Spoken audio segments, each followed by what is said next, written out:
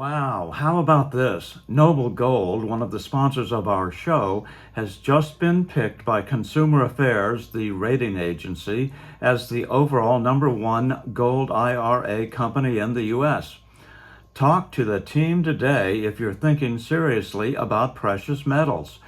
And if you're quick, they're giving away an incredible 1/10 ounce American Eagle gold proof coin with every qualifying IRA or 401k rollover. You can't go wrong with Noble Gold. Call the team now at 877-646-5347 to find out more or visit noblegoldinvestments.com. Good evening. I'm still reporting on the coup.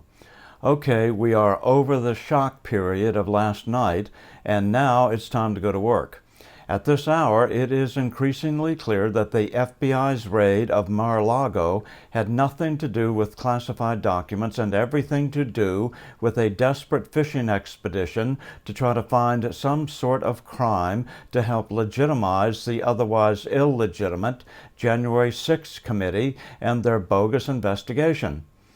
Andy McCarthy, former Assistant U.S. Attorney for the Southern District of New York, widely considered to be the final authority on the powers of the FBI and Justice Department, took to the airwaves today with his read on why the Justice Department and FBI took such a huge risk of exposing their own criminal agenda in the wrongful pursuit of President Trump by raiding the former president's home and seizing every document they could get their hands on.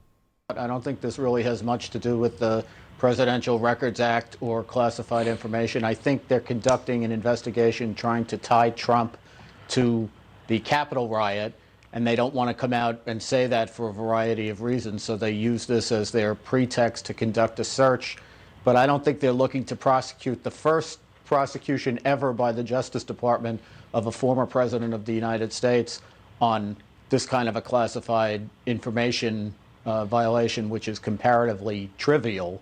What they're trying to do is make the January 6th case. I doubt they're going to be able to make it, but I think that's what they're trying to do. And yet the word that has been put out, and David Spunt reported this, is that they're saying at the Justice Department that it's not January 6th related. Do you not believe that?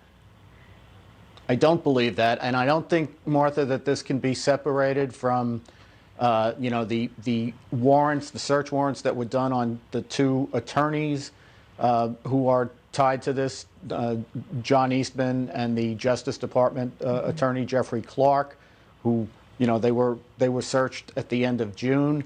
Last week, we heard that they issued grand jury subpoenas, the Justice Department did, to two of the lawyers from the White House counsel's office. So, unless they think we're all crazy, these things are related to each other. And when they say that this is not about January 6th, I think what they're formalistically saying is the warrant they got was about classified information. It's not about January 6th. Yeah. But once they get in and they're authorized to search, then they can, basically grab whatever they think is relevant evidence. And if it's useful to the January 6th investigation, that's what they'll use it for. So the reporting that we're hearing is that there was a prior investigation, and they acquired some of these documents back in June, and that some of the former president's attorneys were present, that the former president came in at one point, said hi, I guess, and left that situation. But some of what is out there is that then the communication kind of broke down after that about retrieving some further documents, and that is when the Attorney General and the Director of the FBI made this truly unprecedented decision to go in without the knowledge of the president at his residence and to start to go through his things, right? Yes, the story doesn't make sense to me because you don't go from an amicable negotiation that breaks down to DEFCON 5, right? There's a couple of steps in between, including you're as the attorney for the government, you call up the attorney for the president and you say, I have this thing here, a grand jury subpoena. Now you have a court order to produce this information, and you let them produce it. You don't have to go get a search warrant. You don't go to the most intrusive method of investigation when intermediate methods would do, especially in a situation like this. I want to ask you about this tweet that came out from Mark Elias, who is a very high-profile Democrat election lawyer. He's one of the people who was the main driver in passing laws across the country during COVID to sort of reform the voting rules in various states. He's saying that the media is missing this really, really big reason why the raid is a potential blockbuster in American politics. And he goes on to cite 18 U.S. Code 2071, concealment, removal, or mutilation of documents, of official United States documents. And then the highlight here says that anyone having custody of such a record shall forfeit his office and be disqualified from holding any office under the United States. Your thoughts on that? I don't know that it's ever been used before, that statute, but it's getting a lot of attention today.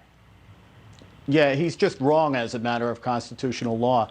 It's fundamental law of the United States, Martha, that a statute can't amend the Constitution. So the Constitution prescribes what the qualifications are for the president, and they're quite minimal. You have to be 35 years of age or older and a natural-born citizen. Also, the Constitution prescribes how you can be disqualified from the presidency. And what it says is you have to be impeached by the House of Representatives and then convicted by the Senate. And then part of the penalty for an impeachment conviction is disqualification. When the Constitution lays out those conditions, they can't be changed by Congress by statute. And the reason for that is very clear. The framers did not want the chief executive or the executive branch to be beholden to the Congress. They wanted separation of powers, and they wanted the branches to be peers and be able to check each other. If the Congress, just by passing a statute, could change the qualifications for the presidency, then the president would be beholden to the Congress, which is exactly what our Constitution seeks to avoid. So that provision is in that statute, but as a matter, I would say not only with respect to the president, but any office under the United States government where the Constitution prescribes what the qualifications are, the Congress can't change that by a statute. You'd have to amend the Constitution. Let me ask you about this. This is from Andrew Cuomo, the former governor of New York, talking about the unprecedented nature of this presidential investigation. DOJ must immediately explain the reason for its raid, and it must be more than a search for inconsequential archives, or it will be viewed as a political tactic and undermine any future credible investigation and legitimacy of the January 6th investigations. What do you say to that? Well, I think he has the politics of this right. I think what has people angry in the country is that you have this two-tiered system where things happen to Trump and Republicans generally that don't happen to Democrats. And that is part of what has people so angry. And in many ways, it's how you get Trump in the first place. But all that having been said, what the Justice Department is going to say is the matter is under investigation. And as a matter of law and practice, we don't reveal the underlying reasons for a search warrant until we're required to do that by the federal rules of procedure, which basically spell out that once a case is indicted, if that happens, and it doesn't just have to be a case against Trump, it would be a case against anyone as to whom whatever they seized from Trump's residence could be relevant. At that point, they have to give the defense the basis for the search warrant, and then we'll find out what's in it. Otherwise, we have to wait until the investigation's complete, and the Justice Department is not going to volunteer that information. All right, let me tell you what I think. What happened to Donald Trump last night was a continuing example of the left's attempt for the last 7 years to take this man down. That search warrant and the subsequent execution of that warrant was nothing more than a subterfuge, a fishing expedition to get whatever they can against this man, because in 7 years they have not been able to get anything against him. We've got a politicized Justice Department, a politicized FBI. All I have to tell you is we've got a Department of Justice and an FBI that is willing to sic the FBI on parents as domestic terrorists. We now have the IRS about to sic 87,000 IRS agents against the rest of us. This is classic overreach. But let me tell you about Donald Trump. You get a search warrant on presidential records? Are you kidding me? Classified records that he could unilaterally declassify when he was president. He could say he declassified them. And you come in, I was a judge. If you came to me and you said you wanted a search warrant, my first question is, why do you want a search warrant? Why not a subpoena? And if I had all the facts, I would know that this president had been working with them and had already given them 15 boxes that the media kept saying they were retrieved. Archives, National Archives Records Administration, wrote a letter saying, we obtained the cooperation of Trump representatives to locate records not transferred to the National Archives. They admitted when they kept saying, the media kept saying, oh, Trump didn't want to give them the records. Trump said, hey, look, I'm working with you. They gave him a letter saying, yeah, he was cooperating with us. So now what they want to do is the FBI that lied to the FISA judges, the FBI that had an affidavit for a warrant that contained a lie by Christopher Steele, who hated Donald Trump, a dossier that was false. They get these judges to sign the warrants. This is the same FBI, the same DOJ that comes out and doesn't prosecute any wrongdoing. They want to prosecute Donald Trump. For what? For an administrative error? And I agree with that. But your speculation, I just think, is just a I little don't think it's off-base. Speculation at all. You do not break into a house of a guy that you've been working with for 9 months, that you have to admit has been cooperating with you for presidential records? No. Can I ask you a question? No. I'm going to answer your question. Yes, ma'am. And you do not do that and have guys with AR-15 and women, I might add, at the front of Mar-a-Lago in a situation like this where the man's about to announce for president, if he's going to run for president.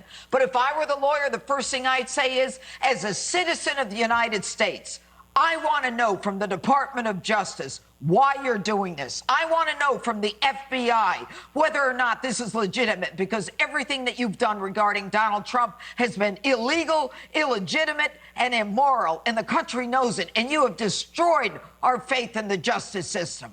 I'm still reporting from just outside the citadel of world freedom. Good day.